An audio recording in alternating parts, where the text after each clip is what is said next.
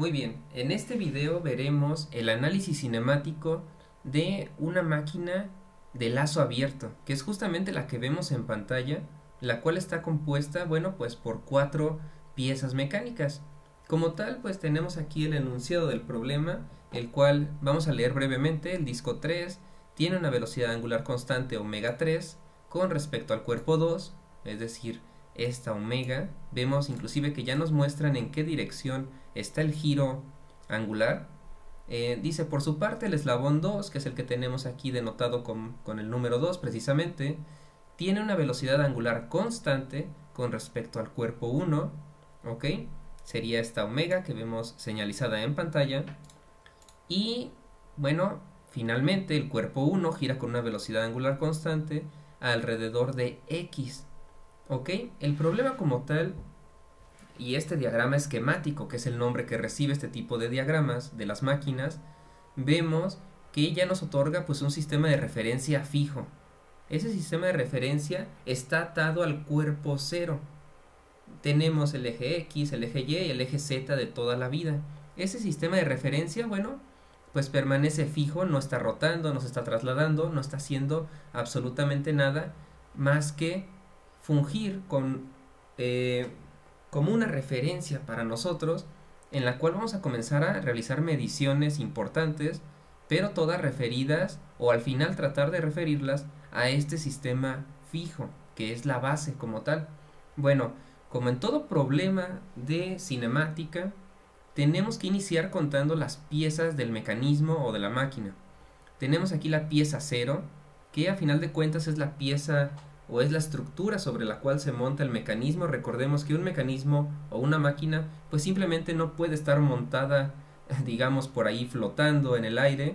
Tiene que estar unida mediante un par cinemático a una estructura, ¿ok? Entonces siempre esa estructura va a ser lo que conocemos como eslabón fijo, no tiene movimiento. Y bueno, en este caso lo he denotado con el número 0. Después ya vamos a tener las piezas móviles. La pieza número 1, que en este caso aquí en el punto B que vemos en pantalla es una unión rígida. La pieza 2, que es esta que vemos simbolizada por acá. Y finalmente el disco 3. Entonces, dado que iniciamos el conteo desde 0, tenemos 4 piezas mecánicas. Bueno, ¿qué nos pide el enunciado del problema? Este es un ejercicio bastante bueno que nos sirve a modo de introducción para un estudio de cinemática en 3 dimensiones, ¿ok? Entonces nos pide calcular la expresión para la aceleración angular del disco 3 cuando éste se encuentra en la configuración mostrada. Eso en los problemas de cinemática muchas veces puede llevar a confusiones al estudiante, de que siempre aclaran en la configuración mostrada, ¿ok? Recordemos que este mecanismo, esta máquina, así como cualquier otra, se encuentran en movimiento. Ustedes siempre hagan la analogía de que el diagrama que muestra el texto del libro o bien el problema que vemos en pantalla es porque, imagínenselo así, le tomamos una fotografía y en este momento la máquina estaba en esta posición. Avanza un poco el tiempo, es decir, el tiempo avanza un segundo más, 10 minutos más, una hora más, etcétera, cualquier cantidad de tiempo, y la máquina pues ya cambió toda la configuración, ya tiene otras velocidades, ya tiene otras posiciones, etcétera, ¿ok? Entonces muchos problemas se guían nada más con calcular o hacer los cálculos en la configuración mostrada. Si hacemos los cálculos de forma general, esas ecuaciones nos van a servir para calcularlo en cualquier posición. Ya después particularizaremos, ¿ok?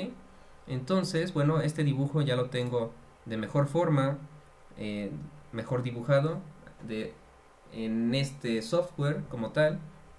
Y bueno, aquí inclusive le pusimos algunos colores para que resaltaran las piezas mecánicas. Y aquí ya resulta bastante evidente que tenemos la pieza 0, que es esta pieza de color gris. La pieza 1, que es precisamente este brazo que está como en forma de L, de color verde. La pieza 2 que tenemos aquí de color morado. Y finalmente el disco 3, que funge como el efector final de este brazo robótico, si lo quieren llamar así, cadena serial, también recibe ese nombre, o bien mecanismo de lazo abierto, ¿ok? Al ser de lazo abierto, recordemos de nuestras clases de dinámica del cuerpo rígido, bueno, debido a que no se forma un lazo cerrado, no tenemos ninguna ecuación de restricción. Entonces por aquí hago la aclaración, ecuaciones de restricción, cero, ¿vale? Eso nos facilita y nos complica un poco las cosas, vamos a explicarlo. Lo siguiente entonces sería ver cuáles son las variables de la máquina. Ya hicimos el conteo, ya identifiqué yo cuáles piezas componen al mecanismo. Lo siguiente entonces es ver cuáles son las variables del mecanismo, es decir, cuáles son los movimientos del mecanismo. Ya nos lo decía inclusive el enunciado del problema, pero aquí lo aclaramos. Tenemos un movimiento de 1 con respecto a 0, aquí justamente denotado por omega 1, otro giro de 2 con respecto a 1 y finalmente un giro de 3 con respecto a 2. Entonces van a ser en total 3 giros, que como tal van a ser 3 variables. Recordemos que en cinemática tenemos 3 niveles, ¿ok? 3 niveles cinemáticos. El primero de ellos es posición, el segundo velocidad y el tercero aceleración. En el cual, bueno, en posición yo siempre acostumbro poner la letra griega teta para las variables, en velocidad angular omega 1, o perdón, omega en general, y en aceleración la letra griega alfa, minúscula. ¿Ok? Entonces, bueno, aquí tenemos las 3 variables, 0 ecuación de restricción. Recordemos nuestra fórmula para calcular los grados de libertad de una máquina. Variables menos ecuaciones de restricción, en este caso es 3 menos 0, nos queda 3. ¿Qué sería lo siguiente que yo recomiendo? Lo siguiente es comenzar a realizar lo que conocemos como diagramas cinemáticos, ¿ok? Estos diagramas cinemáticos a mí me van a servir bastante para comenzar a plasmar ahora sí ya las ecuaciones matemáticas que describen el movimiento de este mecanismo o de esta máquina. ¿Y cómo vamos a plasmar esos planos? Pues de una forma bastante sencilla. Siempre se tiene que plasmar, si tenemos una máquina o un mecanismo en 3 dimensiones, la idea es comenzar a crear planos y de modo que nosotros podamos realizar mediciones adecuadas o a lo que estamos acostumbrados en un plano. Pero ¿cuáles planos van a ser? No puede ser cualquier plano, en general siempre va a ser un plano perpendicular al movimiento o al giro como tal, ¿no? Porque lo que queremos y lo que estamos buscando es observar ese giro, cuantificarlo. Veamos aquí. Aquí vemos que tenemos un giro omega 1 en el cual sale o bien va en dirección X, es decir, en dirección del vector unitario Y. Bueno, entonces el plano que voy a plasmar es el plano YZ, ¿sí? Y es lo que tenemos justamente aquí al inicio, vean, es el plano YZ. Yo he dibujado estos puntos, vamos a dejarlo en una posición adecuada, algo así. He dibujado el punto O y el punto A, en este caso, debido a la vista que estamos observando, pues el punto O y el punto A están en el mismo punto, ¿no? Debido a que lo que estamos observando es que el eje X sale de nuestras pantallas. Bueno, yo lo que hice fue rotar un poco la pieza que vemos aquí de color verde con la finalidad de crear ecuaciones generales. Ya después particularizaremos para este problema, pero siempre es muy útil dejarlo todo muy general y después particularizar. Entonces, el punto B, vean cómo lo roteo un poco a pesar de que aquí se ve claramente que la línea o el segmento de línea BA es paralelo al eje Z.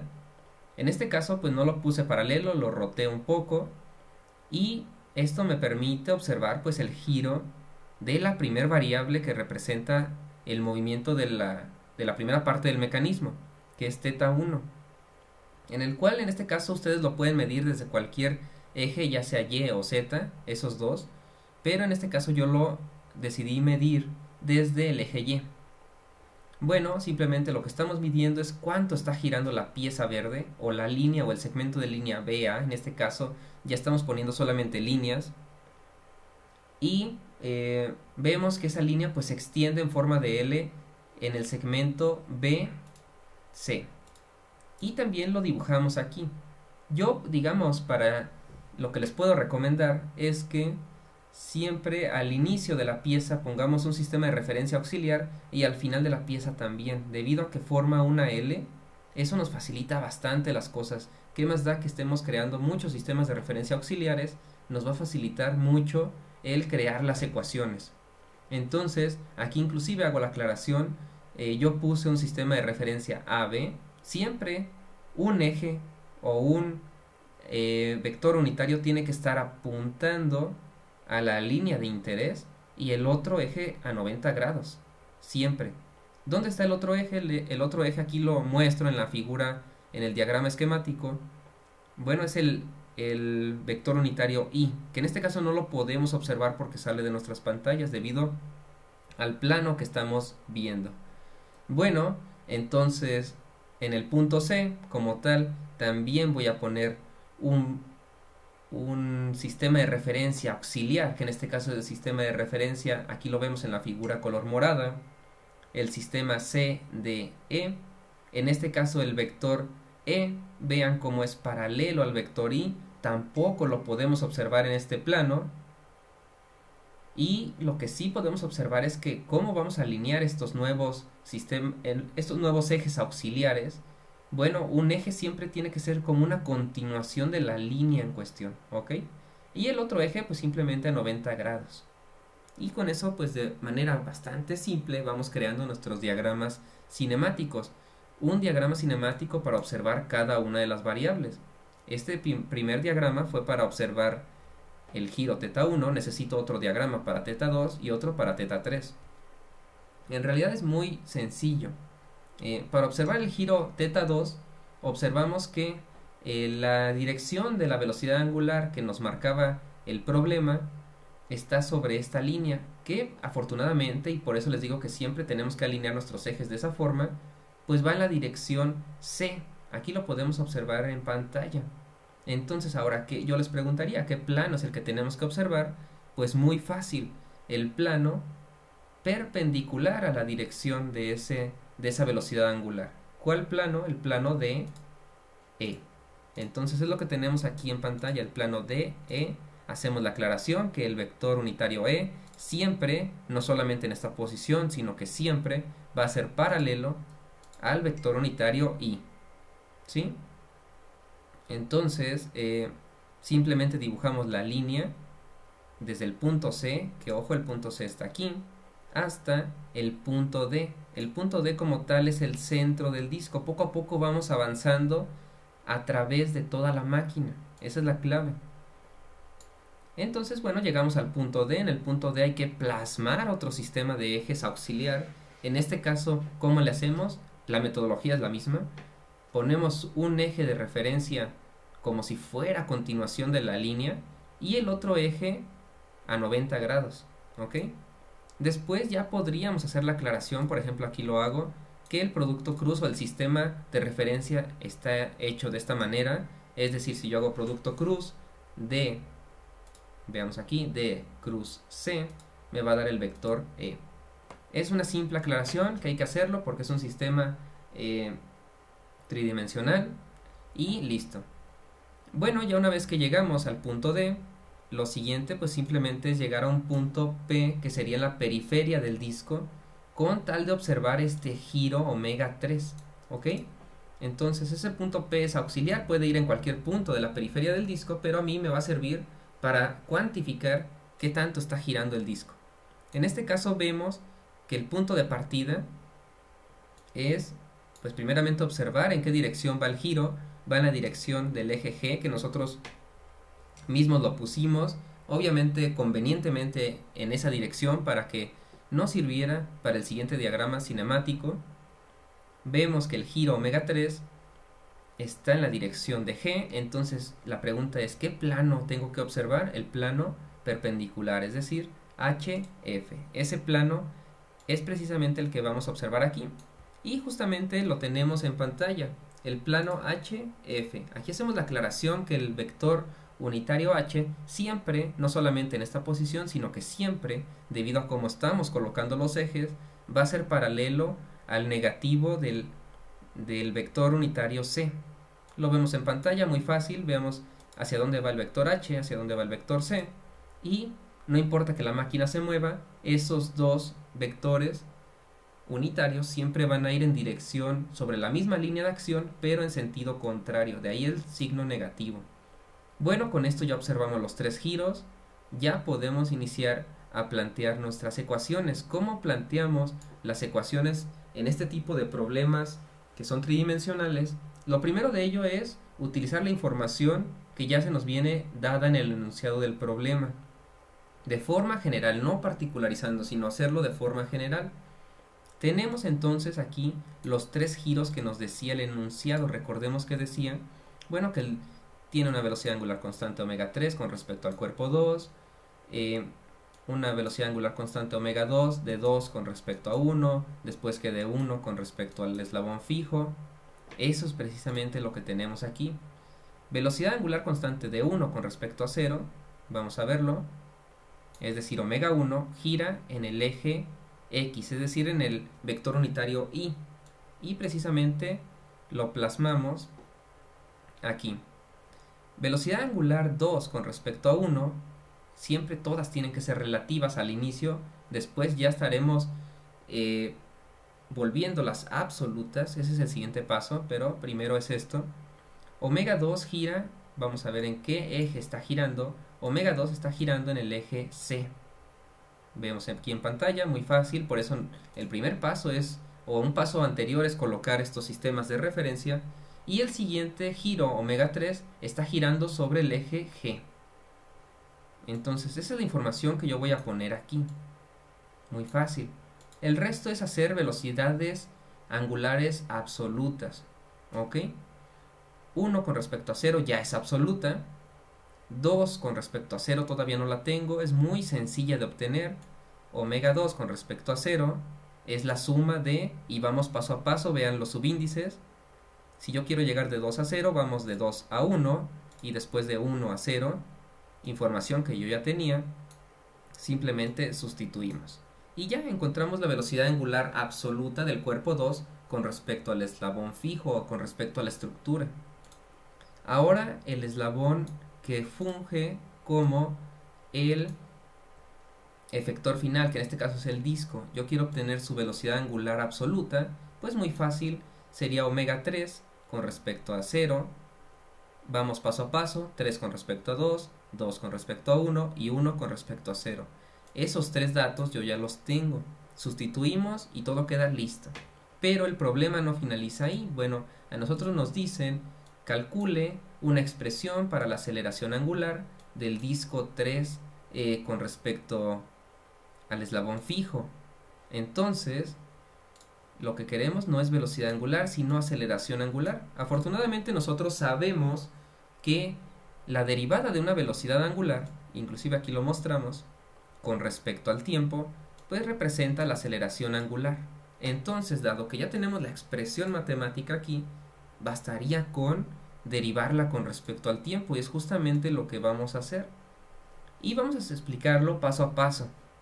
La derivada del primer término que estamos señalando en pantalla, pues es una multiplicación. Tenemos que derivar primero omega 3 por g, que g, recuerden, es el vector unitario. Aquí también aclarar algo, vean cómo algunas letras, algunas literales están en negritas, representan vectores, y las que estén, digamos, de una forma que no sea en negritas, por ejemplo esto que estoy señalando aquí en pantalla, son simplemente escalares, ¿ok?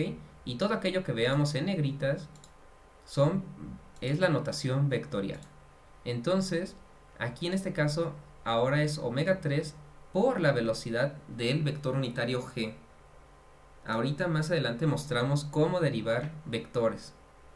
Entonces, después tenemos el siguiente término, omega 2 en la dirección de c. Hay que derivar ambos, tanto el escalar como tal, pues, la función, como el vector unitario también se tendría que derivar. Después tenemos omega 1 en la dirección y, hay que derivar omega 1 y hay que derivar y. Entonces aquí ya de una vez vamos a ir eliminando algunos términos, porque afortunadamente para nosotros en este problema nos dicen que todas las velocidades angulares son constantes. Velocidad angular constante y velocidad angular constante. Derivada de una constante evidentemente es 0. Entonces vamos a plasmarlo aquí de color rojo.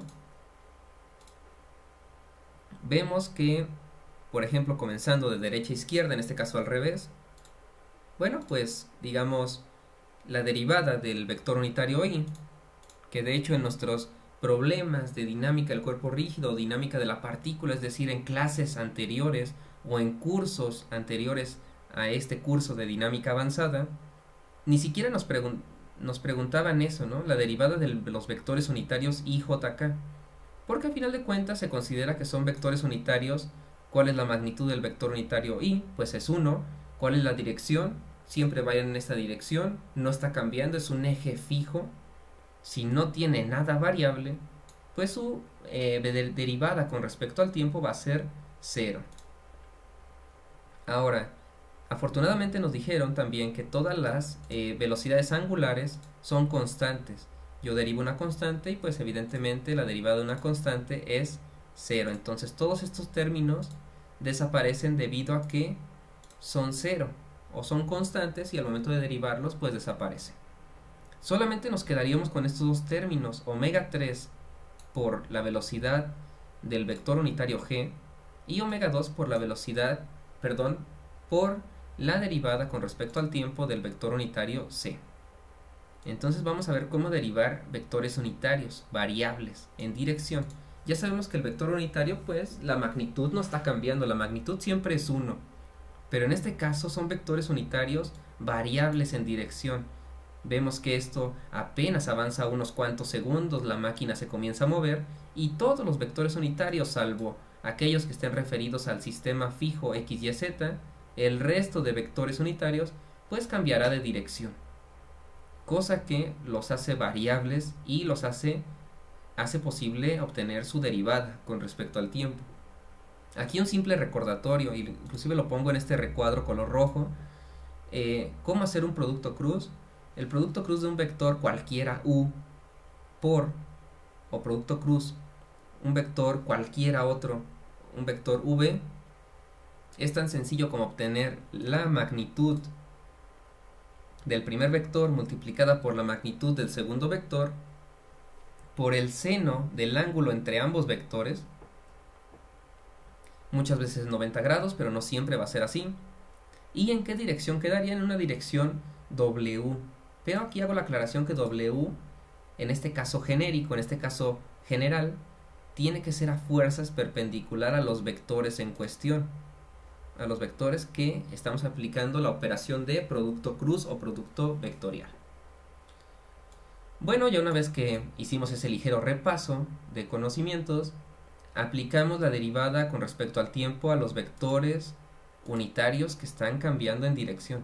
¿Y cómo se hace eso? Pues muy sencillamente vemos, lo primero es identificar el vector unitario, en este caso concentrémonos nada más en el vector unitario c.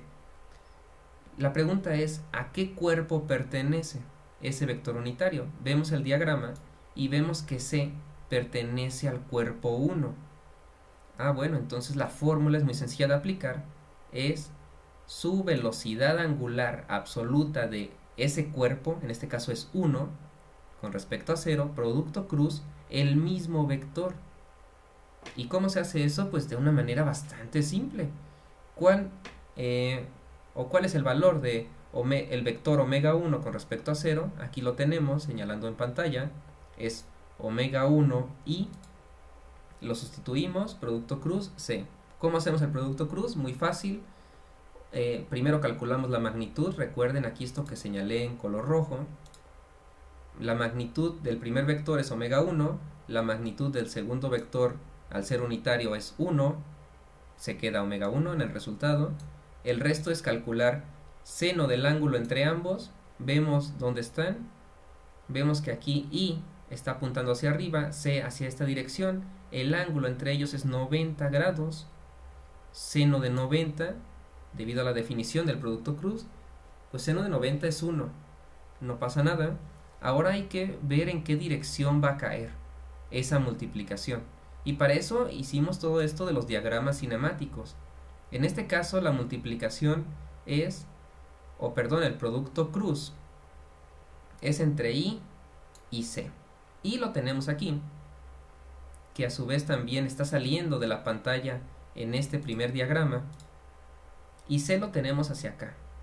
Entonces vemos que si hacemos regla de la mano derecha y saliendo de la pantalla producto cruz C, va a caer en la dirección de D, pero negativo. Ahí es donde va a apuntar nuestro pulgar si aplicamos esa famosa regla de la mano derecha.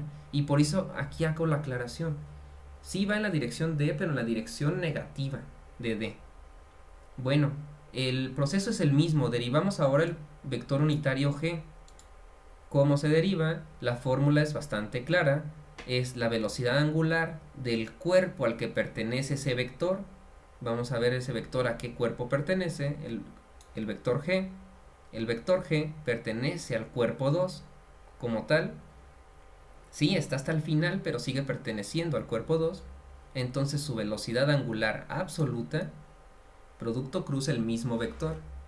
Su velocidad angular absoluta ya la calculamos, está aquí. En este caso tiene dos términos, omega 2c más omega 1i. Bueno, pues lo sustituimos, no pasa nada. Producto cruz g, en este caso aplicamos las reglas del álgebra vectorial que ya sabemos que sí es posible realizar. Bueno, paso a paso, omega 2c sería, vamos a ver, la magnitud sería omega 2, la magnitud de g es 1, por eso aquí tenemos omega 2. Repetimos lo mismo para el otro término, la magnitud de este vector que estamos señalizando en pantalla, o señalando en pantalla, es omega 1, la magnitud de g es 1, por eso 1 por omega 1 se queda omega 1. Después hay que hacer este producto cruz C, producto cruz G y producto cruz G. Vamos uno por uno, C cruz G. Vamos a ver los diagramas cinemáticos. C en este caso está saliendo de nuestras pantallas, está aquí en este puntito que vemos color morado y sale de nuestras pantallas. Ahora, producto cruz G, pues evidentemente nuestro pulgar va a estar apuntando al vector F. Ese es el resultado y por eso lo tenemos aquí. Omega 2 y ahora sí aplicando el producto cruz sería en la dirección F. Ahora vamos con el otro término. Omega 1 pues es la magnitud del vector, eso como quiera pasa igual, de la misma manera. Pero tenemos aquí este producto vectorial I por G. Vamos a ver en los diagramas y en este caso por eso aclarábamos que va en esta dirección, G va en esta otra dirección y pues simplemente si nosotros inclusive hiciéramos lo siguiente, vamos a traslapar o vamos a poner esto, digamos el vector I iría en esta dirección, vamos a ponerlo aquí vertical, inclusive rojo, este vector rojo también sería I. Yo les preguntaría entonces cuál es este pequeño ángulo que vemos aquí entre F y el vector que pusimos color rojo. Pues muy fácil, es el ángulo θ2. ¿Y cuál es el ángulo entre F y G? 90 grados. Bueno, pues entonces la pregunta es ¿cuál es el ángulo entre los vectores en cuestión, el vector I y el vector G? Pues es 90 menos θ2. ¿Sí? Entonces, si existe alguna duda, alguna pregunta, también para eso está la caja de comentarios.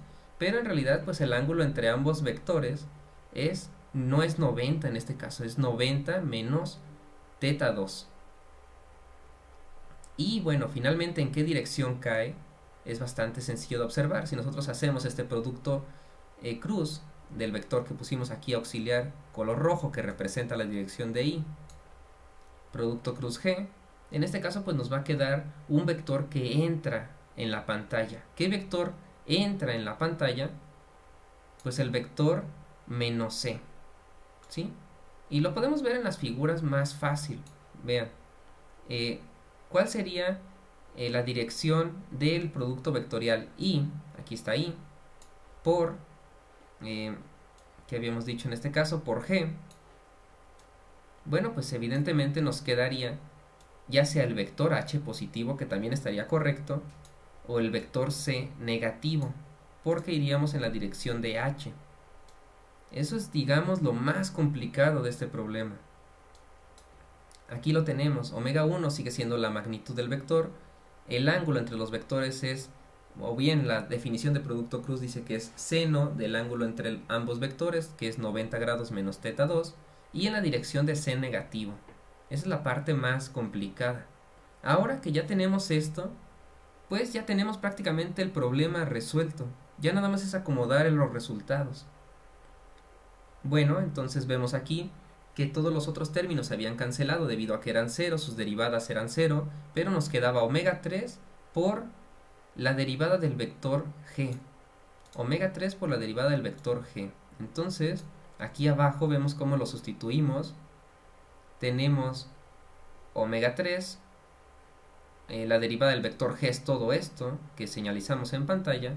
Omega 3 por omega 2 en la dirección de f, aquí lo tenemos, omega 3, omega 2 en f, omega 3 por omega 1 seno de 90 menos teta 2 en la dirección c negativa, es este término.